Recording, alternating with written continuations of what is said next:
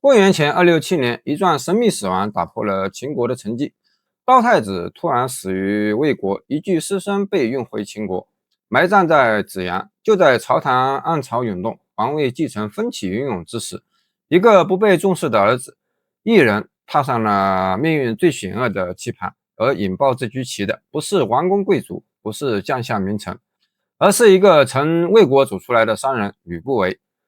谁能想到，这位买卖期货的商人竟然以一己之力操盘权谋，扶一位质子登上王位，甚至间接造就了日后统一六国的秦皇嬴政。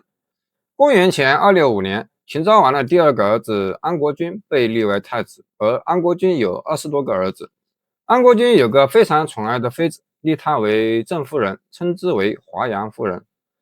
华阳夫人没有儿子，安国君有个排行居中的儿子，名叫异人。异人的母亲叫夏姬，不受宠爱。长平之战以前，赵国国力不输秦国，秦国2次进攻赵国都被赵将廉颇打退。为了议和，秦国把太子安国君的儿子异人送到赵国做人质。异人被送到赵国后，秦国仍然时常派兵攻打赵国，因此赵国人并不善待他，让他左右为难。异人在赵国过着被囚禁一般的日子，生活困难，失意潦倒，车马和钱财都十分紧缺，更觉得自己的一生都要耗在赵国了。吕不韦原是魏国人，经商为生，他奔走各地，贱买贵卖，积累了万贯家财。他的生意做大以后，魏国这样的小国已经不能满足他的商业需求，于是他来到赵国。赵国是当时中原的交通要塞，经济发达，有利于发展商业贸易。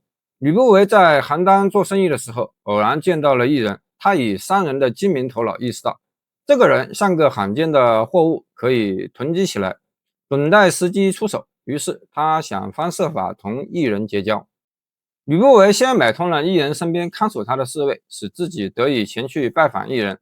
他对失意中的异人说：“我能让你光耀门楣。”异人不相信，苦笑着说：“你先光耀自己的门楣，再来光耀我的门楣吧。”吕不韦回答：“你不明白，我的门楣就是要靠你的门楣来光耀啊。”异人孤身在异乡，身边没有心腹知己，很快把吕不韦视为不可缺少的人。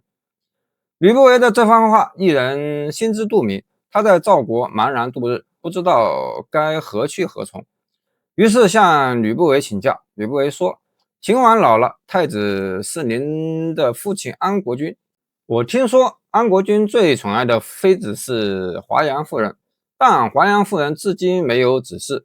以华阳夫人受宠的程度，绝对可以左右安国君的想法。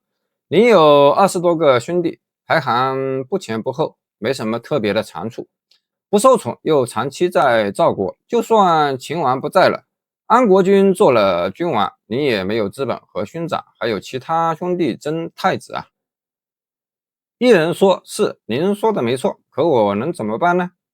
吕不韦说：“您没什么钱，又寄人篱下，不可能拿出礼物承欢亲友，壮大势力。我虽然也算不上富有，但还是愿意提供钱财给您，为您跑一趟秦国，见见安国君和华阳夫人，让他们令您做太子。”话说完，吕不韦真的拿出500金给异人，让他置换车马，广交睦友。同时，他自己也带着500金买了些奇珍异宝，西去咸阳，打探门路。他先拜访了华阳夫人的弟弟杨全军和大姐，让华阳夫人的姐姐亲自出马到华阳夫人那里做说客。吕不韦先去拜访华阳夫人的弟弟杨全军，献上好礼，然后说：“阁下可知，阁下这已之死，您门下的宾客无不位高势尊，相反太子门下无一显贵，而且阁下府中珍宝军马佳丽多不可数。老实说，这可不是什么好事。如今大王年事已高，一旦驾崩，太子之政，阁下则危如累卵，生死在旦夕之间。”杨全军大惊。吕不韦又道：“小人倒有条权宜之计，可令阁下富贵万年，且稳如泰山，绝无后顾之忧。”杨全军赶忙让座施礼，恭敬地表示请教。吕不韦献策说：大王年事已高，您姐姐华阳夫人却无子嗣，有资格继承王位的子熙继位后一定重用群臣士参，到时候华阳王后的门庭必定长满蒿野草。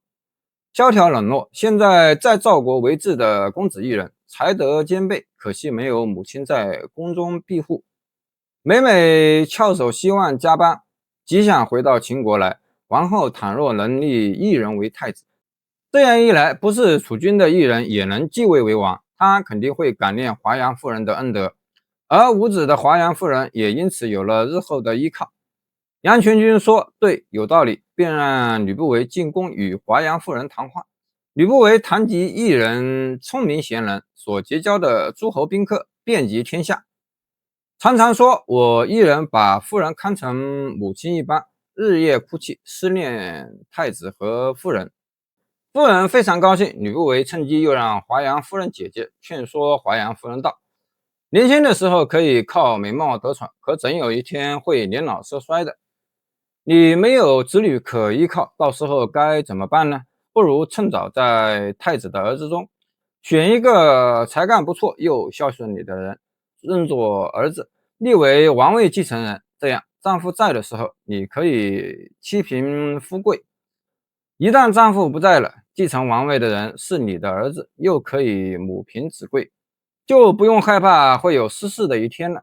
听姐姐一句话，不趁现在得宠的时候积累资本，以后不得宠了，太子还会听你的吗？我这里有一个人选，就是送到赵国做人质的异人。这个孩子品行不错，自己也知道按排行不可能做继承人，而且他的生母也不得宠。如果扶他做继承人，他一定感恩戴德，对你终身孝敬，那你一生的尊崇不就有指望了吗？这番话说到了华阳夫人的心坎上，她深以为意。吕不韦借机把带来的珍奇玩物送给华阳夫人，顺便夸奖一人的聪慧贤德，说他门客满天下，还说我们一人把夫人当成了天，因为想念夫人和太子，夜不能寐，终日哭泣。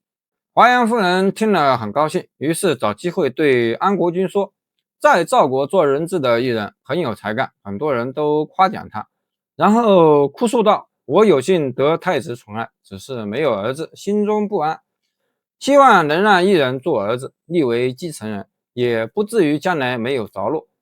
安国君同意了，把一人立为继承人。确定继承人以后，安国君和华阳夫人送了很多礼物给一人，并请吕不韦做他的老师，一人的名气越来越大。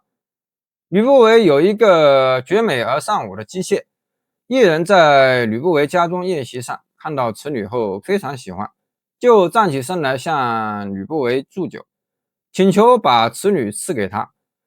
吕不韦很生气，但转念一想，已经为一人破费了大量家产，为了借以调取其货，于是就献出了这个女子。10月后，此女生下儿子名政，即秦始皇嬴政，一人就立此姬为夫人。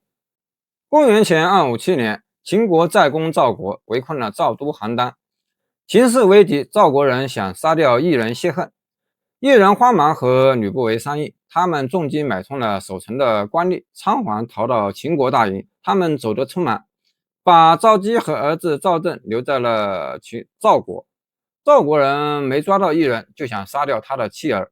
赵姬躲在赵国夫妇的家中，假装是他的女儿，才逃过这一劫。一人回到秦国后，吕不韦让他身穿楚服去见华阳夫人。华阳夫人出身楚国，见到这样的一人格外高兴，于是给一人改名叫子楚。公元前251年，秦昭王去世，太子安国君继位为王，是为秦孝文王。华阳夫人为王后，华阳夫人趁机劝秦王立子楚为太子。秦王召来丞相，下诏说寡人的儿子属子楚最能干，于是立子楚为太子。公元前251年，秦昭王驾崩，安国君继位，是为孝文王。这位秦王只做了3天，便猝然去世。是的，仅仅3天。于是子楚顺理成章地登上王位，是为秦庄襄王。庄襄王尊华阳夫人为太后，封吕不韦为丞相。赐10万户封地于洛阳，号文信侯，门下奴仆万人，威震朝野。至此，那个当初说我的门楣要靠你光耀的商人，真的光耀了门楣，甚至点燃了整个秦帝国的崛起。秦庄襄王在位仅3年，却是秦始皇上位的关键跳板。而吕不韦这个被史书称为古人而王者师的传奇人物，凭一己之力搅动风云，布局王室，书写了战国政商合谋最精彩的一页。